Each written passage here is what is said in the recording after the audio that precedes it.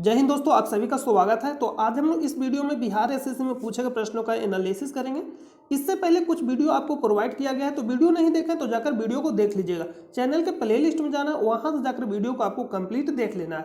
आप हमारे Telegram channel से भी ज्वाइन हो सकते हैं, जिसका लिंक आपको वीडियो के डिस्क्रिप्शन में मिलेगा, या आप टेलीग्राम चैनल पर जाकर सर्च कर सकते हैं स्टडी लिंक PDF, वहाँ से भी जाकर आप ज्वाइन हो सकते हैं। वहाँ आपको डेली प्रीवियस प्रश्न प्रैक्टिस करने के लिए दिया जाता है, और यूट्यूब चैनल पे भी डेली एक प्रश्न दिया जाता है, पोस्ट किया जाता है। उसका जो आंसर है नेक्स्ट डे प्रोवाइड किया जाता है कंप्लीट विश्लेषण के साथ। आप वहां जाकर चेक कर सकते हैं। तो आप दोनों जगह प्रैक्टिस करिए कंप्लीट। तो आइए सीधा वीडियो को शुरू करते हैं। आज का जो पहला प्रश्न है, विंग्स ऑफ फायर पुस्तक के लेखक कौन है? अब्दुल कलाम आज़ाद, जो स्वतंत्र भारत के पहले शिक्षा मंत्री थे। इन्हीं के जन्म दिवस पे 11 नवंबर को शिक्षा दिवस मनाया जाता है। और एक है APJ अब्दुल कलाम, जो मिसाइल मैन ऑफ इंडिया के नाम से जाने जाते हैं। तो इसका राइट आंसर हो जाएगा अब्दुल कलाम आज़ाद, यानी option number B right answer हो जाएगा। एक प्रश्न पूछा जाएगा, इंडिया विंस फ्रीडम जो लिखा गया है अब्दुल कलाम आज़ाद के द्वारा, तो आराम से आंसर को लगाइए, नहीं तो गलत हो जाएगा। एक है इंडिया विंस फ्रीडम जो किसके द्वारा लिखा गया है? अब्दुल कलाम आज़ाद के द्वारा। और एक है विंग्स ऑफ फायर जो लिखा है अब्दुल कलाम आज़ाद के द्वारा। तो आंसर राइट हो जाए option number B. Arundhati Roy, god of a small thing किसके द्वारा लिखा गया है? अरुंधति रॉय के द्वारा। नेक्स्ट प्रश्न पर चलते हैं। नेक्स्ट प्रश्न है कि भारत एक खोज पुस्तक अहमदनगर किला जेल में कारावास के दौरान लिखी गई थी। भारत एक खोज के लेखक कौन थे? तो आपको जाना है चैनल के कम्युनिटी गाइडलाइन में, वहाँ जो डेली एक प्रश्न पोस्ट किया जाता है। तो जो प्रश्न पोस्ट, इसका पूरा एकदम कंप्लीट विश्लेषण आपको दिया गया है। जितना भी मोस्ट इंपॉर्टेंट जो किताब है, जो आपको क्या करता है, मतलब आप उसमें फंस जाते हैं यानी कन्फ्यूजन करते हैं, उसका सारा लिस्ट वहाँ आपको दिया गया, तो जाकर देख लीजिएगा। तो यहाँ भारत एक खोज, इंडिया डिस्कवरी ऑफ इंडिया, एक है इंडिया डिवाइडेड जो लिखा गया है डॉक्टर राजेंद्र प्रसाद के द्वारा, और एक है डिस्कवरी ऑफ इंडिया जो लिखा गया है, यानी भारत एक खोज जो लिखा गया जवाहरलाल नेहरू के द्वारा। तो option number D right answer हो जाएगा। इंडिया स्ट्रगल सुभाष चंद्र बोस के द्वारा लिखा गया। न्यू इंडिया एक है, और एक है यंग इंडिया। तो न्यू इंडिया जो लिखा गया है एनी बेसेंट के द्वारा लिखा गया। भारतीय राष्ट्रीय कांग्रेस की प्रथम महिला अध्यक्ष थी, जो 1917 कोलकाता अधिवेशन में अध्यक्षता की थी। लेकिन एक प्रश्न पूछा जाता है, भारतीय राष्ट्रीय कांग्रेस की पहली भारतीय महिला अध्यक्ष सरोजिनी नायडू 1925 के कानपुर अधिवेशन में अध्यक्षता करती है। तो एक है यंग इंडिया जो लिखा गया महात्मा गांधी के द्वारा, और एक है न्यू इंडिया जो लिखा गया एनी बेसेंट के द्वारा। ये सब सारा प्रश्न आपको यूट्यूब चैनल पे प्रोवाइड कर दिया गया, तो जाकर आप देख लीजिएगा। जाना आपको पोस्ट में, वहां से आपको कंप्लीट देख लेना।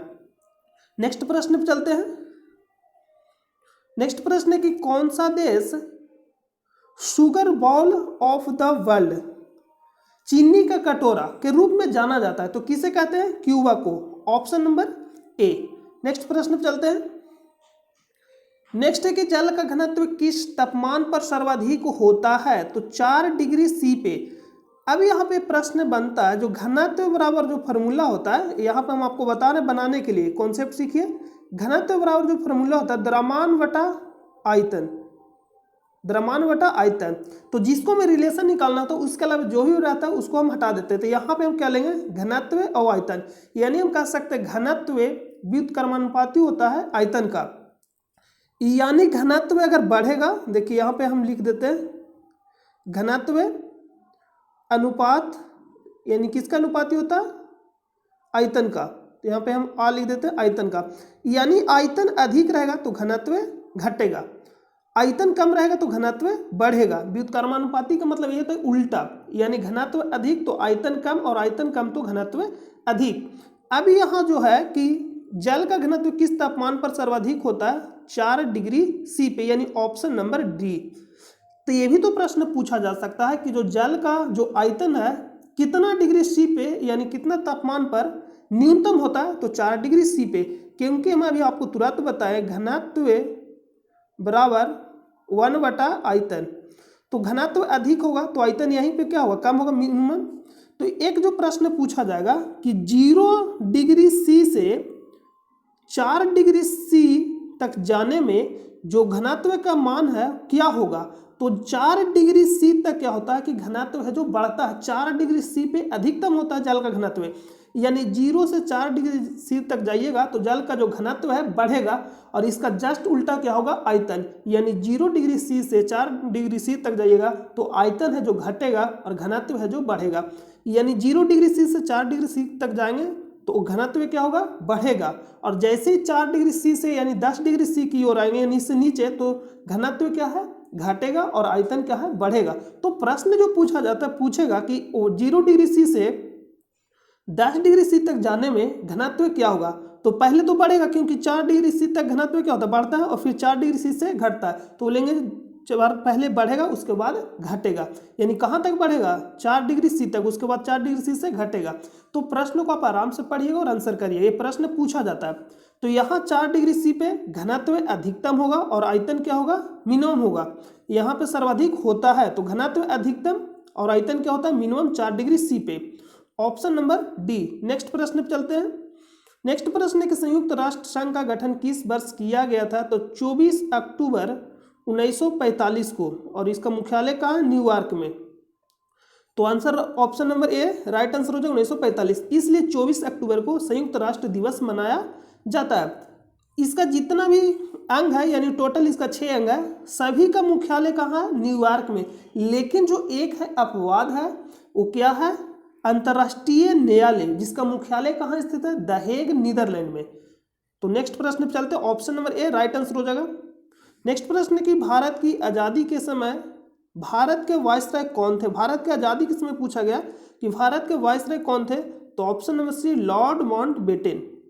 यानी आज़ादी के समय, ये भी प्रश्न तो पूछा जा सकता है, स्वतंत्र भारत के यानी पहले वायसराय कौन थे, तो लॉर्ड माउंटबेटन। लेकिन एक ये भी प्रश्न पूछा जाता है कि पहले भारतीय वायसराय कौन थे। भारतीय लगा देगा तो आंसर हो जाएगा सी राजगोपालाचारी। पहले भारतीय वायसराय तो सी राजगोपालाचारी। तो आंसर को आप ध्यान से लगाइएगा। तो ऑप्शन नंबर सी आजादी के समय पूछा गया है।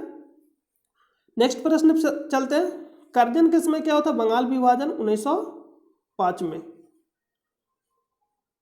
नेक्स्ट प्रश्न है कि कौन सा ICS अधिकारी भारतीय राष्ट्रीय कांग्रेस के 1885 में गठन में शामिल रहा। तो A O Hume, option number D A Hume के द्वारा किया गया था इसका स्थापना 1885 में भारतीय राष्ट्रीय कांग्रेस को।